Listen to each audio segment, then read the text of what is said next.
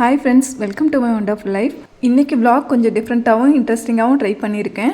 வீடியோவுக்குள்ளே சூப்பரான ரெசிபீஸும் ட்ரை பண்ணியிருக்கேன். ஸ்கிப் பண்ணாமல் கடைசி வரைக்கும் பாருங்கள். டெய்லியுமே டே டு டே லைஃப்பில் நம்ம வீட்டுக்குள்ளே ஏதாவது விஷயங்களை புலம்பி ஃபீல் பண்ணிகிட்டு இருப்போம். ஸோ அந்த மாதிரி விஷயங்களை நான் இந்த வீடியோவில் ஷேர் பண்ணியிருக்கேன். இனி ரேஷனில் கோதுமை வாங்கக்கூடாது, பேசாமல் மளிகை ஜாமானில் கோதுமை மாவாகவே வாங்கிடணும் ஒவ்வொரு மந்த்தும் நினைக்கிறேன்.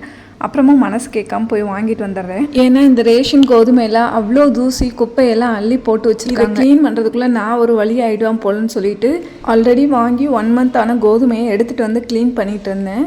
பாதி கோதுமையை க்ளீன் பண்ணிவிட்டு எடுத்து வச்சிடலாம் நினச்சிட்டு இருக்கப்ப தான் ஏரியா குட்டீஸ்லாம் வீட்டுக்கு வந்துட்டு அத்தை நாங்களும் உங்கள் கூட க்ளீன் பண்ணுறோன்னு சொல்லிட்டு ஆளுக்கு ஒரு பிளேட்டை வாங்கி எல்லாரும் சேர்ந்து போட்டி போட்டு ஃபுல் கோதுமையை வந்துட்டு கடகடன் க்ளீன் பண்ணி முடிச்சிட்டோம். குட்டீஸ் எல்லாம் வீட்டில் சேட்டை பண்ணாமல் நம்மளையும் டிஸ்டர்ப் பண்ணாமல் இருக்கணும்னா வீட்டில் இருக்கிற இந்த மாதிரி சின்ன சின்ன வேலைங்களை அவங்க வேஸ்ட் பண்ணாலும் பரவாயில்லன்னு சொல்லிட்டு அவங்கள செய்ய வைக்கும்போது அவங்களும் என்கேஜாக இருப்பாங்க, நம்மளையும் டிஸ்டர்ப் பண்ண மாட்டாங்க. ஆனால் இவங்களெல்லாம் கண்ட்ரோல் பண்ணி உட்கார வைக்கிறது நமக்கு கஷ்டமான வேலை தான். ஒன்ஸ் பண்ணிட்டோன்னா அப்புறம் ரெகுலர் பண்ணிக்கலாம். இந்த vlog ஈவினிங் 3:30 பக்கம் தான் எடுக்க ஸ்டார்ட் பண்ணேன். 5:30 பக்கம் எல்லாம் க்ளீன் பண்ணி முடிச்சுட்டு ரெஃப்ரெஷ் ஆகிட்டு ஈவினிங் விளக்கெல்லாம் ஏற்றிட்டு இப்போல்லாம் ஈவினிங் டைமில் வந்துட்டு கொஞ்சம் பசிக்க ஆரம்பிச்சிது.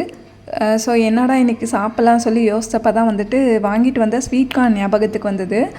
ஸோ அதை எடுத்துகிட்டு க்ளீன் பண்ணிவிட்டு இந்த மாதிரி இட்லி பாத்திரத்தில் ஒரு 15 minutes வந்துட்டு வச்சு எடுத்தோன்னா சூப்பரான ஈவினிங் ஸ்நாக் ரெடி ஆயிடும். ஸோ அப்படியே எடுத்து சாப்பிட்டுக்கலாம். நார்மலாக வந்து மக்காச்சோளம் வேக வச்சு சாப்பிட்றது, பாப்கார்னு, இந்த ஸ்வீட் கார்னு, இந்த கார்ன் ஐட்டம் எல்லாமே வந்துட்டு எனக்கு ரொம்ப பிடிக்கும். ஸோ எங்கே பார்த்தாலும் உடனே வாங்கிட்டு வந்துடுவேன். ஸோ இதை சாப்பிட்டு முடிச்சுட்டு இட்லி மாவு அரைக்கிறதுக்காக ஊற வச்சுருந்தேன். ஆல்ரெடி கிரைண்டர்லாம் க்ளீன் பண்ணி வச்சுருந்தேன். இட்லி மாவு ஆட்டுறப்ப எப்பயுமே ஃபஸ்ட்டு உளுந்து தான் போட்டு ஆட்டிப்பேன். அதே மாதிரி உளுந்து மாவு ஆட்டும்போது நல்லா தண்ணி தொளிச்சு ஆட்டும்போது மாவு நல்லா பொங்கி வரும். ஸோ உளுந்து முதல்ல போட்டு அதுக்கப்புறம் அரிசியை போட்டோன்னா கிரைண்டருமே க்ளீன் பண்ணுறதுக்கு ரொம்ப ஈஸியாக இருக்கும். அரைப்படி இட்லி அரிசி எடுத்தோன்னா அதுக்கு 200 கிராமுக்கு கொஞ்சம் கம்மியாக உளுந்து, 1 ஸ்பூன் வெந்தயம், இந்த ரேஷியோவில் தான் நான் போட்டு ஆட்டிப்பேன். என்னோட இட்லி தோசை எல்லாமே எனக்கு சூப்பராக வரும். மாவு ஆட்டி முடித்ததுமே தேவையான உப்பு போட்டு நல்லா அந்த மாதிரி பெசரி வாய் அகலமான பாத்திரத்தில் மூடி வச்சுருவேன். அப்போ தான் எவ்வளோ பொங்கி வந்தாலும் வெளியே சிந்தாமல் மாவு உள்ளேயே இருக்கும். டின்னர் வந்து கோதுமை தோசை, தேங்காய் சட்னி, கார சட்னியும் தான் பண்ணியிருந்தேன். இனி விலாக் வந்து நெக்ஸ்ட் டே மார்னிங்லேருந்து ஸ்டார்ட் ஆகுது. அழகான செவ்வானம், பெரிய மலையை கிரில் பண்ணி அதுக்கு நடுவில் போட்ட ரோடு, சுற்றி மலை, இந்த மாதிரி செட்டப்பில் இருக்கிற எங்கள் தேனியோட என்டையர் அழகையை ரசிச்சுட்டு காலையில் சூப்பரான ஒரு வாக் போயிட்டு வந்தாச்சு.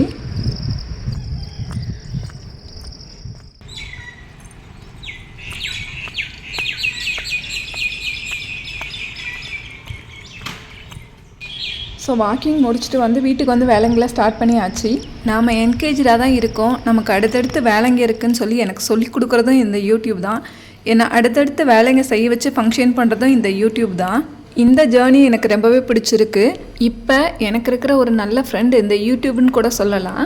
ஈவினிங் க்ளீன் பண்ணி வச்ச கோதுமையை நல்லா தண்ணியில் அலசி எடுத்துட்டு தண்ணி வடி விட்டதுக்கு அப்புறமாட்டி இந்த மாதிரி ஒரு காட்டன் சாரியில் தட்டி விட்டு நல்லா வெயிலில் உணர விட்டுடலாம். 1 கிலோ கோதுமைக்கு 100 கிராம் கருப்பு கொண்டக்கடலையும் நான் இதில் ஆட் பண்ணி அலசி காய வச்சுருக்கேன். இந்த மாதிரி ஆட் பண்ணும்போது சப்பாத்தி வந்துட்டு கொஞ்சம் டேஸ்ட்டாகவும் சாஃப்டாகவும் இருக்கும்னு சொல்லுவாங்க. ஸோ அதனால் ஆட் பண்ணியிருக்கேன். பிரேக்ஃபாஸ்ட்டுக்கு பச்சை பயிறு கிரேவி தான் பண்ணியிருந்தேன்.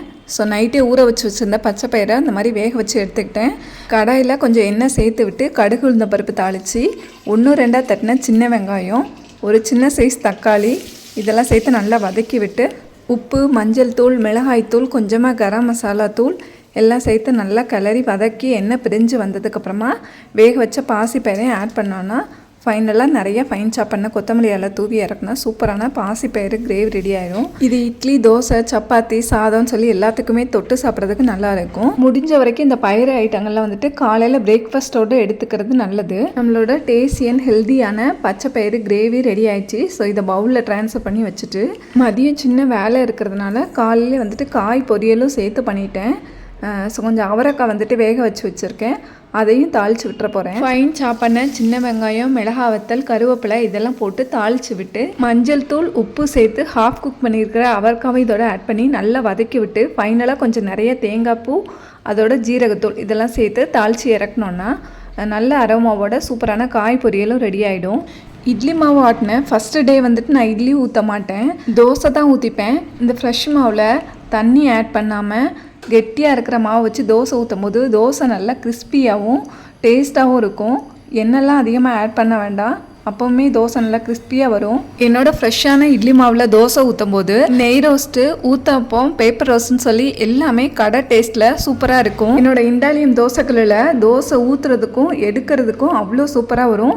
எண்ணெயெல்லாம் அதிகமாக தேவைப்படாது. அப்போயுமே தோசை நல்லா கிறிஸ்பியாக இருக்கும். எப்போயாச்சும் தோசை ஊற்றி எடுக்கிறதுக்கு சரியாக வரலன்னா கூட ஹீட்டாக இருக்கிற கல்லில் ஒரு சின்ன வெங்காயத்தை எடுத்து நல்லா தேய்ச்சி விட்டோன்னா அகைன் தோசை ஊற்றுறதுக்கு நல்லா வந்துடும். பிரேக்ஃபாஸ்ட் முடிச்சுட்டு கொஞ்சம் துணியெல்லாம் மடிக்க வேண்டியிருந்தது. ஸோ அதெல்லாம் எடுத்து வச்சுட்டு இருந்தேன்.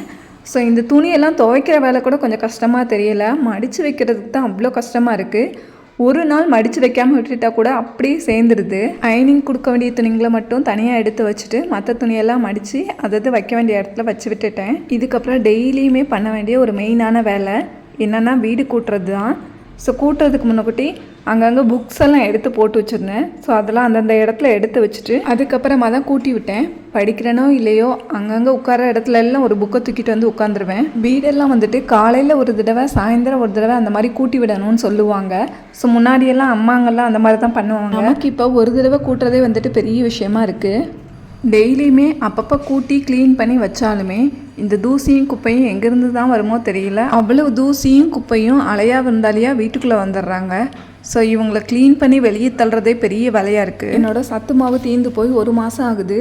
ஸோ நானும் இன்றைக்கி வாங்கி அரைச்சிடலாம், நாளைக்கு வாங்கி அரைச்சிடலாம்னு சொல்லி தள்ளி போயிட்டே இருந்தது. ஃபைனலாக நேற்று டிபார்ட்மெண்ட் ஸ்டோருக்கு போய் அதுக்கு தேவையான திங்ஸ் எல்லாம் வாங்கிட்டு வந்துட்டேன். இந்த சத்து மாவு வீட்டில் இருக்கிறப்ப ரொம்ப யூஸ்ஃபுல்லாக இருந்தது. ஸோ தோசை மாவில் ஆட் பண்ணிக்குவேன், சப்பாத்தி மாவில் ஆட் பண்ணிக்குவேன். திடீர்னு பசிக்கும் போது வெறும் தண்ணியில் கூட அந்த மாதிரி கூலாக கிண்டி குடிச்சுப்பேன். ஸோ அந்த மாதிரி எல்லா வகையிலும் யூஸாக இருந்தது. இது எடுத்துக்கிறது ரொம்ப ஹெல்த்தியும் கூட. பூஸ்ட்டு, ஹார்லிக்ஸு இந்த மாதிரி வாங்குறதுக்கு பதிலாக இந்த மாதிரி சத்து மாவுக்கு தேவையான ஐட்டங்களை ஃபுல்லாக நான் வாங்கி வீட்டிலேயே அரைச்சி வச்சுப்பேன். இந்த சத்து மாவை சூடான பாலில் ஹார்லிக்ஸ் மாதிரி போட்டு ஆற்றியும் குடிக்கலாம். ஸோ என்னோடய சத்து மாவு கொஞ்சம் ஸ்பெஷல்னே நான் சொல்லுவேன். ஏன்னா நான் இதில் வந்துட்டு அரிசி ஐட்டங்கள் எதுவுமே ஆட் பண்ண மாட்டேன். தானிய ஐட்டங்கள் மட்டும்தான் ஆட் பண்ணி அரைச்சிப்பேன். இந்த மில்லட் ஐட்டங்கள்லாம் வந்துட்டு கொஞ்சம் விட்டால் கூட கரைஞ்சிடும். ஸோ அதனால் அடுப்பை சிம்மில் வச்சு பொறுமையாக வறுத்துக்கணும். கொஞ்சம் கொஞ்சமாக ஆட் பண்ணி அதுக்கு கொஞ்சம் டைம் ஆகும். ஸோ அதனால் நான் அந்த மாதிரி அடுப்பை தூக்கி கீழே வச்சுட்டு கீழே உட்காந்து 1 by 1 வறுத்து எடுத்துக்கிட்டேன். ரொம்ப போட்டு வறுத்து எடுக்கணும்னு தேவையில்லை. கை பொறுக்கிற சூடு வந்து வறுத்துக்கிட்டால் போதும். சில இதெல்லாம் வந்துட்டு கொஞ்சம் ஹீட் அதிகமாகிட்டுனா பொரிஞ்சு வந்துடும். அந்த மாதிரி வரக்கூடாது. இந்த சத்து மாவில் நான் கம்பு, சோளம், கேப்பை, பாசி பயிறு, கருப்பு சுண்டல், கருப்பு உளுந்து, வெள்ளை சோளம், பார்லி அரிசி, முந்திரி, பாதாம் இதெல்லாம் தான் ஆட் பண்ணியிருக்கேன். இந்த உட்டன் ஸ்பூன் வந்துட்டு ரீசெண்டாக மதுரையில் ஒரு கடையில் தான் வாங்கியிருந்தேன். ரொம்ப நாளாக யூஸ் பண்ணாமல் அப்படியே வச்சுருந்தேன். இன்றைக்கி தான் அந்த வறுக்கிறதுக்காக இதை எடுத்திருந்தேன். ரொம்ப சூப்பராக இருக்குது யூஸ் பண்ணுறதுக்கு. என்னோட சத்து மாவு ரொம்பவே ஹெல்த்தியாக இருக்கும். ஸோ உங்களில் யாருக்காவது வேணும் எனக்கு கமெண்ட் பண்ணுங்கள். நான் ஆர்டர் எடுத்து செஞ்சு கொடுக்கலான்னு சொல்லி ஒரு ஐடியாவில் இருக்கேன். வறுத்தெடுத்த எல்லா ஐட்டங்களையும் நல்லா பேப்பரில் இந்த மாதிரி விரித்து விட்டு நல்லா ஆறினதுக்கு அப்புறமா ஒரு சில்வர் பாக்ஸில் போட்டு மிஷினில் போய் அரைச்சிக்கலாம். இதெல்லாம் முடித்து எடுத்து வைக்கிறதுக்கே 1 o'clock பக்கம் ஆயிடுச்சு. லஞ்சுக்கு வந்துட்டு குழம்பு, காய் எல்லாமே இருக்குது. இந்த பாலக்கீரையை வச்சு இன்றைக்கி ஒரு சூப்பரான ரெசிபி பண்ண போகிறேன். இதோட பேர் எனக்கு உண்மையாகவே தெரியல, ஆனால் டேஸ்ட் அல்டிமேட்டாக இருந்தது. பாலக்கீரையை நல்லா ஃபைன் சாப் பண்ணி எடுத்துகிட்டு அதில் 1 ஸ்பூன் எள்ளு, தேவையான அளவு உப்பு, மஞ்சள் தூள், ஜீரகத்தூள், மிளகாய்த்தூள், கொஞ்சமாக கரம் மசாலா தூள், இஞ்சி பூண்டு பேஸ்ட்டு, 1 ஸ்பூன் அரிசி மாவு, ஒரு 3 ஸ்பூன் பக்கம் கடலை மாவு போட்டு கீரையை வந்து இந்த மாதிரி நல்லா டைட்டாக பிசைஞ்சு வச்சுக்கணும். இதுக்கப்புறமா ஒரு பவுலில் கொஞ்சமாக எண்ணெய் தடவிட்டு நம்ம பெசரி வச்சுக்க கீரையை இந்த மாதிரி நல்லா ஷேப்பாக வச்சு விட்டு ப்ரெஸ் பண்ணி விட்டுறணும். இதை வந்து ஒரு இட்லி பாத்திரம் இல்லைன்னா குக்கரில் வச்சு நல்லா வேக வச்சு எடுத்துக்கணும். நான் இன்றைக்கி இட்லி பாத்திரத்தில் வச்சுக்கிட்டேன். இது வேகிறதுக்கு எனக்கு ஒரு 15 minutes பக்கம் ஆச்சு. வெந்துடுச்சுன்னா அதுவே அப்படியே பவுல்லேருந்து தனியாக வந்துடும். இது ஒரு பிளேட்டில் இந்த மாதிரி சின்ன சின்ன பீசஸாக கட் பண்ணிவிட்டு நம்மளோட தோசை தவா இல்லைன்னா ஃப்ரை பேனில் வந்துட்டு லைட்டாக எண்ணெய் விட்டு ஃப்ரை பண்ணி எடுத்தோன்னா சூப்பரான பாலக்கீரை டோக்கில் ரெடி ஆகிடும். நான் இன்றைக்கி தான் ஃபஸ்ட் டைம் செஞ்சதுனால ரொம்ப பர்ஃபெக்டாக பண்ணல. பட் டேஸ்ட் வந்துட்டு நல்லா இருந்தது. ஸோ கொஞ்சம் அப்பப்போ உடஞ்சிருச்சு. ஃப்ரை பண்ணும்போதே பாதி எடுத்து சாப்பிட்டேன். அவ்வளோ டேஸ்ட்டாக இருந்தது. இது ஈவினிங் ஸ்நாக்காக கூட செஞ்சு சாப்பிட்லாம்.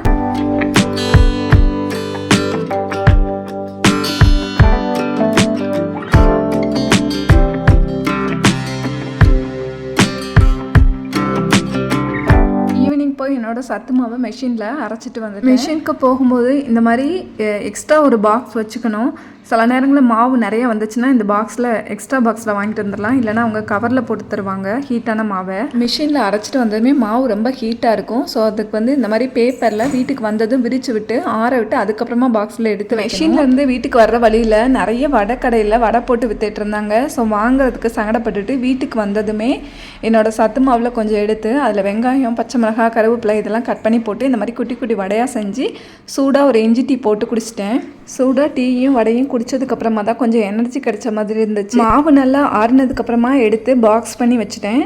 இந்த மாவு வந்து 6 மாதம் வரைக்கும் வச்சு யூஸ் பண்ணலாம். பெரிய பாக்ஸில் போட்டு வைக்கிற மாவை அப்படியே யூஸ் பண்ணாமல் டெய்லி யூஸ்க்கு தேவைப்படுற மாவை தனியாக பாக்ஸ் போட்டு எடுத்து வச்சு யூஸ் பண்ணும்போது மாவு ரொம்ப நாளைக்கு வண்டு வைக்காமல் நல்லாயிருக்கும். இந்த மாவு வந்துட்டு 8 மாத குழந்தையிலேருந்து பெரியவங்க வரைக்கும் எல்லாருமே சாப்பிட்லாம். இன்னைக்கு vlog இதோட முடிச்சுக்கிறேன் ஃப்ரெண்ட்ஸ். என்னோட வீடியோஸ்லாம் பிடிச்சிருந்ததுன்னா வீடியோக்கு ஒரு லைக் கொடுத்து சேனல் மறக்காமல் சப்ஸ்கிரைப் பண்ணிக்கோங்க ஃப்ரெண்ட்ஸ். உங்கள் ஃப்ரெண்ட்ஸ் அண்ட் ஃபேமிலிக்கும் ஷேர் பண்ணுங்கள். நன்றி. வாழ்க வளமுடன்.